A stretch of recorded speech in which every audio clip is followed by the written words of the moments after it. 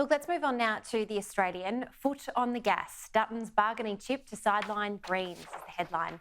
Peter Dutton will demand Anthony Albanese reduce red tape and approval timelines for gas projects in exchange for the coalition's support for the government's $2.4 billion tax impost on the industry. That is in regards to the petroleum rent resources tax, which is snaking its way through Parliament as we speak.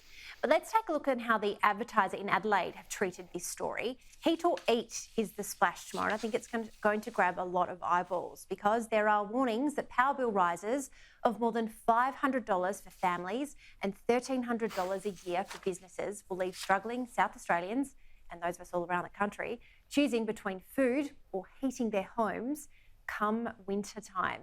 Michelle, it is really interesting to see how the government tried to spin this today. They were basically saying it was the exorbitant price of fossil fuels and the irregularity of the coal industry. Surely the coalition have got enough ammunition to maybe get a win over the line when it comes to the PRRT.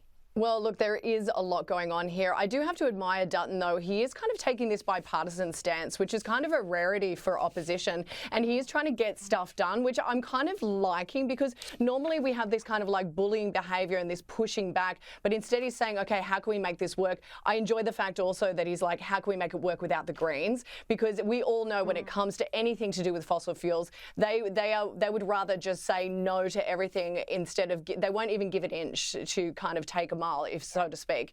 So I think what's going on here on both sides is good. But, you know, the whole thing about the electricity prices, all of Australia pretty much, apart from WA, are going to see those price rises. Victoria in particular, they're going to be hit hard, up to 25%. We knew this was coming, though. They did say that some of the measurements the government has put in place has lessened the blow somewhat. So that's kind of a win for the government.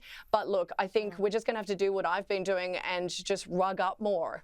I haven't even been turning on the gas. Oh, look, I don't think many of us will be cooking with it come June, that's for sure.